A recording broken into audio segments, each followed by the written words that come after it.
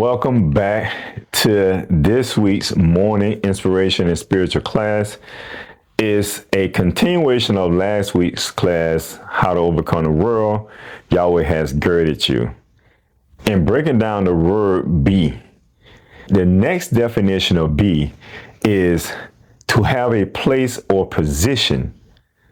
Once we have come to the knowledge of our true nature or existence, now we must understand the place or position or mindset we must live in.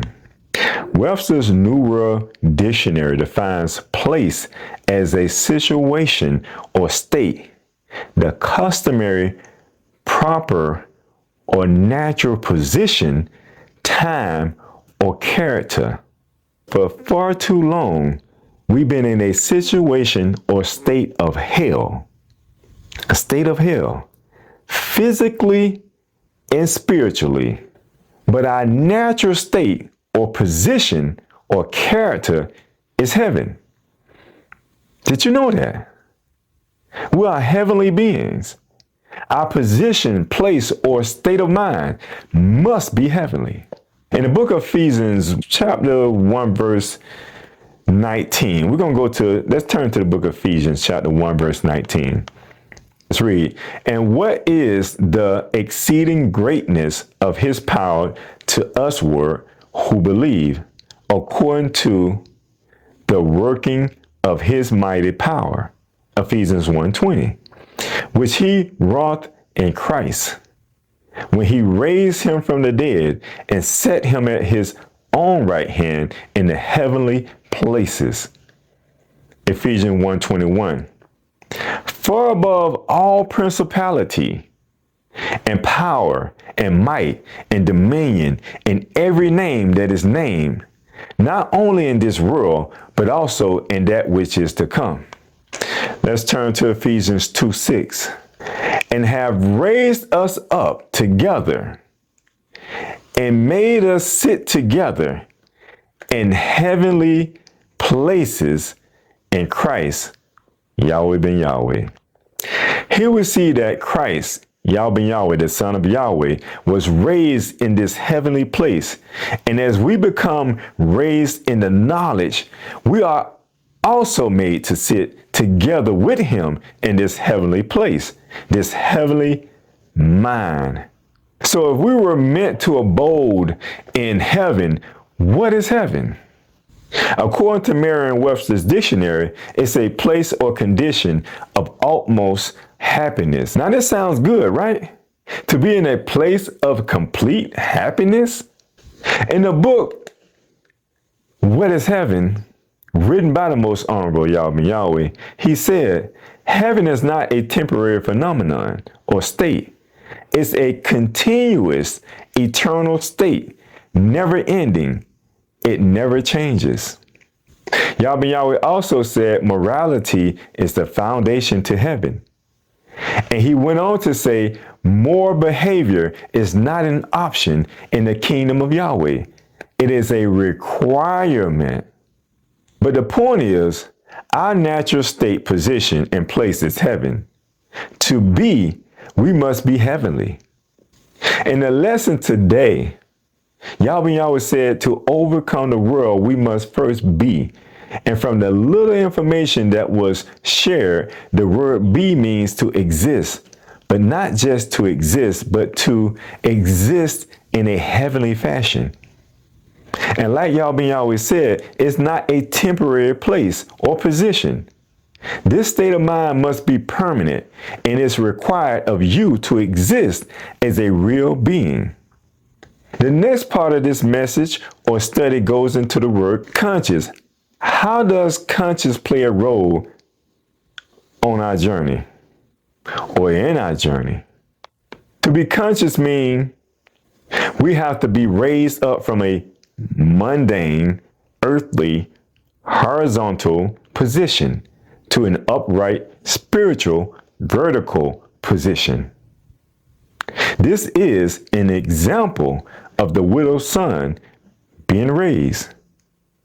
The Son of Yahweh, Yahweh ben Yahweh, coming was to raise the widow's son. Raise means to move to a higher position, lift, heighten, to set it upright, to build or erect, to assemble or gather, to awaken, to restore life as of the dead, to invigorate as one's spirits or hopes, to advance as in rank or dignity.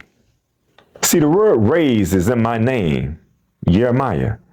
And what I just read to you is what Yahweh is doing in my life. And I'm conscious of this. You must become conscious of the existence of Yahweh in your life.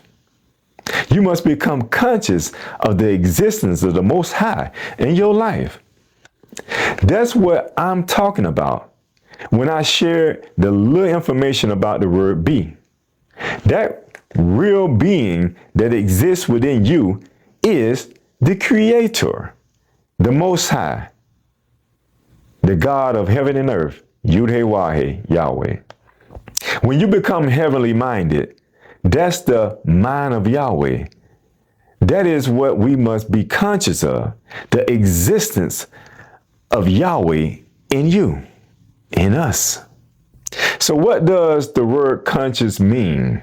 The Merriam Dictionary defines it as perceiving, apprehending, or noticing with a degree of controlled thought or observation, personally felt, likely to notice, consider, or appraise, being concerned or interested, marked by strong feelings or notions, done or acting with critical awareness, capable of or marked by thought, will, design, or perception. Webster's New World Dictionary defines conscious as accompanied by an awareness of what one is thinking, feeling, and doing intentional. Did you know that your experiences in life develops your subconscious or subjective consciousness? The subjective consciousness is where all past thinking and memories exist, whether good or bad. And it determines how you operate in life. Did you also know that your ego is what preserves those bad memories and experiences and defends those thoughts of ideas? Some people can remind you of someone you had a bad experience with. And for that reason, you may not like that person. You may not even know why, but that's the reason why. Yahweh said to overcome the world, we must be conscious of that mindset. But he actually said, you must be conscious of the fact that he girded you. What does that mean? It means that Yahweh was with you even during those bad times. And he was the reason you made it through those times. So you can't continue to hold on to that negative energy. See, many of us are not conscious of our actions because we are running on autopilot. Autopilot is when you utter words or a thought without thinking about it. It's like touching your face. How many of you are conscious of the fact that you touch your face 23 times in an hour? Research study shows that we touch our face 23 times in an hour. Once you learn how to walk, you don't think about it anymore. You just do it, right? This is an example of us operating subconsciously on autopilot. You don't think about putting one foot before the other. It just happens. One of the definitions to conscious is to control our thoughts. Meditation teaches us to be aware of everything that happens, even the steps we take. In Proverbs chapter 13, verse 3, that's Proverbs 13, 3. And I say it again, Proverbs 13, 3 says, he that keepeth his mouth keepeth his life, but he that opens wide his lips shall have destruction. We have to become conscious of what we say and how it can affect others. Did you know that there is a tactful way of responding to someone? We allow our egos to lash out. And one author said, we're consumed by inter-narrative of judgments, criticism, and mind wandering. We have to be conscious of our mental impressions that causes us to sin. Unknowingly, we ask in our prayers to be cleansed of our faults and secret faults. This morning, Yahweh is revealing to us what those faults are. So take heed and be conscious of it. All right, so this concludes the message for today. I look forward to seeing you in next week's class, next Friday, as we continue with this message. Until next time, peace and prosperity. Stay safe. Thank you for watching. If you enjoyed this video, please like and subscribe to the channel. For books and other spiritual materials, visit www.noistore.com. See you next time.